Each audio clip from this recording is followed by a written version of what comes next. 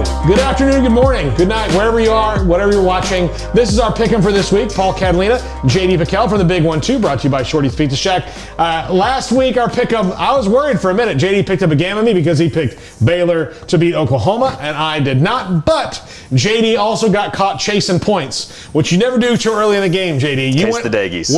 What you went for was you went for two when you didn't need to. Yeah. And it puts you behind the 8 ball. Well, West Virginia loses again.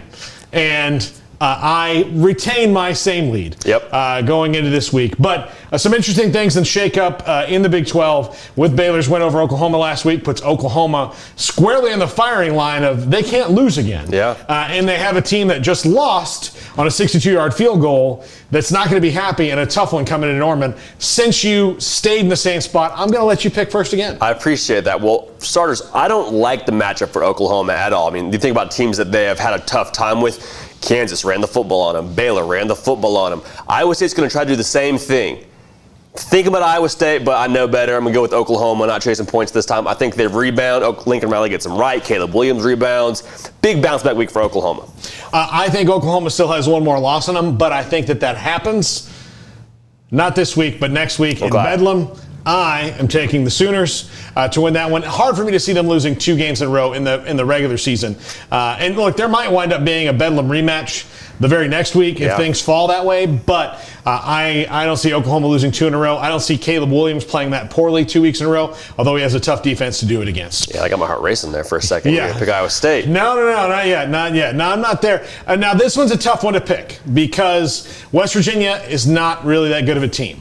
But they're playing better than Texas right now, and they are at home, which is a tough place to play in Morgantown. Texas appears to have given up on this season. Bijan Robinson is out for the rest of the year. The quarterback play is not great. Now, I think Casey Thompson's a much better player overall than Hudson Card is right now. So many things they've got to figure out in Austin, and one of them's going to be how do you fix that defense? There's a lot. There's a lot. Chalk talks about it this week on the Big 1-2. Look, I got to go with the Mountaineers in Morgantown, and I just think Texas has given up on the season. Yeah, there needs to be an absolute cleansing via the transfer portal. Like Bo Davis from last week should feel very much validated after going off on that bus. They got bigger problems than UT. Country roads, take me home. I'm going with West Virginia as well.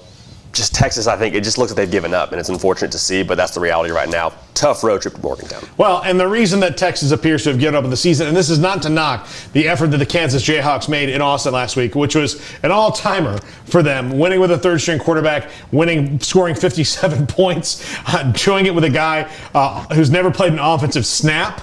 Catching that 2-point conversion. It's a beautiful, wonderful story for Kansas. This week they play TCU, a team who got thumped by Oklahoma State just a week after having a magical season-defining victory against Baylor.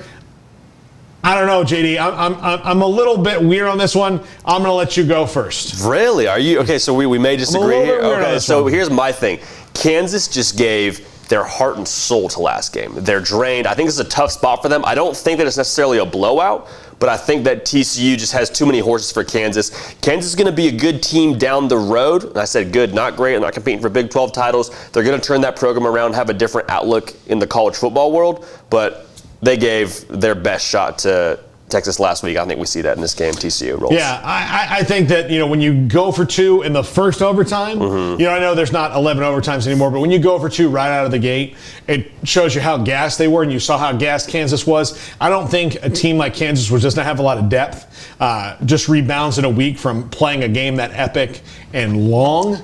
And not just long, like they're all 60 minutes, and that was just one overtime, but that's a long game for a team like that just has to keep in a lot of emotion. I think TCU bounces back, but wouldn't be surprised to see Kansas play with a lot of heart in this one. Yeah, 113 points in that game. They've got to be drained. I'm excited about the way they're trending right now, though. Lance Leipold's the guy for the job. Yeah, absolutely. And again, just leave him alone. Leave him alone for 5-6 years. Yeah. Like you're not 2 years away from fixing this thing. You're 5, 6, you might be a decade away from fixing it. Just leave the guy alone. Let him get you to a bowl game a couple times, and then see where you are after that. It's going to take some time. Yeah, don't automatically think he's going to turn you into Alabama. That's not how life works. Saban lost to UL Monroe, right? That's what everyone's saying is, you have to. That's like the archetype for every time a coach loses a big game. He just won a big game, so he's trending upwards. Yeah, absolutely. Let him train at a normal pace. Yeah. This one's an interesting one. Look, Baylor rebounds after a bad loss to TCU. They beat Oklahoma. They beat them up and down the field physically. I know that offensively probably was not like a signature win on that side of the ball, but they adapted on offense and they started doing what was working. They physically pummeled Oklahoma. Really like where the Bears are at, but Dave Aranda's record on the road in his 2 years is not good. It is not good. They're going to play a Kansas State team that's found themselves, that's 7-3, and I'm going to pick Baylor in this game. But I am telling you right now, they have not been good on the road. They've been sluggish on the road. They were sluggish in San Marcos. They were sluggish in Stillwater. They were sluggish in Fort Worth. The only place they weren't sluggish, Lawrence, Kansas, and that's a place where no one is sluggish, but apparently the Kansas Jayhawks most of the time. But they've not been good on the road. It worries me, but that was a signature win for Dave Aranda last week. I'm taking the Bears, and in what is going to be a very close, very physical game. Yeah, we're on the same page. In terms of how they match up, Kansas State's going to make it tough for Baylor to run the football. They're going to be after Gary Bohannon all day long. They're going to bring a tough pass rush. They're going to come to play, especially at home. If this game's in Waco, maybe you feel a bit better about it if you're a Baylor fan. I think Baylor wins the game, but like you said, it's going to be a tough, hard-earned win, especially after the letdown, in this letdown spot after they gave their best shot to Oklahoma. So a Baylor team that is still, I think, maturing, but we're going to see a lot about them in this game on their trip to Manhattan. So if they can force Kansas State to be one-dimensional and force them to try and throw the ball with Skylar Thompson, could be a good day for the Bears. Yeah, Kansas State, one of Baylor's 2 wins last year. Yeah. So they probably have that sticking to their craw a little bit as well. But that was right when both those teams had been ravaged by COVID. So we didn't get to see what really was Baylor and Kansas State. We do this year with Dave Aranda and Chris Kleiman. I'm looking forward to it. Now to Oklahoma State and Texas Tech. This one right here, Texas Tech, miracle win, 62-yard field goal. That does not happen in college football. That was an unbelievable kick, an unbelievable moment. It feels like there's some juice behind them. They're bowl eligible now with Joey McGuire taking over as head coach at the end of the year and the kind of the energy he's brought there. All that being said, JD, and I think you and I will agree on this, what these guys did to these guys was very impressive. This is my new favorite to win the Big 12. They probably should have been 3 or 4 weeks ago. I was still maybe a little hung up on Oklahoma. But what Oklahoma State is doing right now, running the football, playing defense, I am pokes all the way in this one, and it probably won't be that close. Yeah, like you said, a lot of reason for excitement for Texas Tech, kind of getting some juice. People be bowl eligible and still not have your head coach. I mean, that's great. Party in Lubbock when Joe McGuire gets there.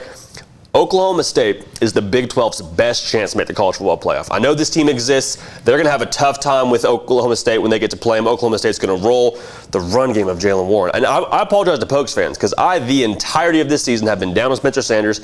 I'm still not up on him, but he has played worlds better, matured a lot this season, and been able to keep them in a lot of games in addition to that stellar defense. So I'm rolling with Oklahoma State. Well, good running games will make you do that. Make you not have to win the games on your own as a quarterback, which clearly is not his thing, but you have a running game like you do and good running backs, not just Warren. Everybody behind him has done a good job running the ball. Protect him, make him only have to throw the ball 25, 28 times a game.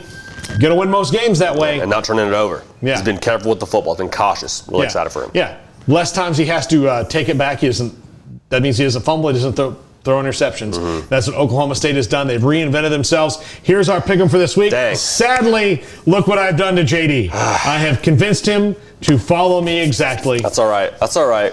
Bowl season, we're waiting for it. But we're just going to buy our time, try and pick some winners. I'm trying to go down any weeks, I guess. So that's fine. You know what? Like and subscribe. Share this video. Put it on your Facebook page. Put it on a Reddit thread. I don't care where you put it. Put it somewhere. Share it around the world. We'd really appreciate it. Like and subscribe to CFB with JD and, of course, 365 Sports pages when you get a chance, which should be right now because you're on YouTube watching this. How else are you doing it? It's not like it's coming into your brain. That's a good point.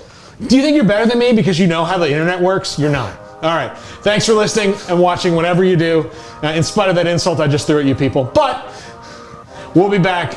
Big 1-2 every Wednesday right here on 365 Sports. Have a great weekend, everybody.